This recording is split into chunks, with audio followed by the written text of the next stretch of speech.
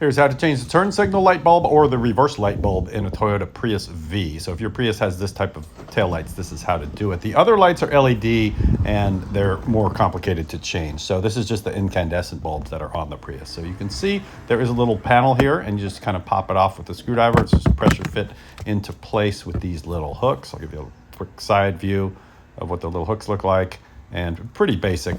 And then the lights themselves, the bottom one is your reverse light, and you just turn it counterclockwise and pull it out to get at the bulb. And then when you want to put the bulb back in, you just shove it back in the hole in the proper, line up the pins, and then turn it clockwise. And then same thing for your turn signal light. Just turn it counterclockwise and pull it out to get at the bulb, and then you just pull the bulb out, find a bulb that matches, and then put the bulb in the socket, and then shove the socket back through the hole there.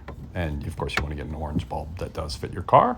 So it's turned clockwise. And then to put the cover back in place, there's some little legs on the end of it that go into grooves, and then you just snap it back down like that, and then you are back in business. You've got reverse and turn signal lights.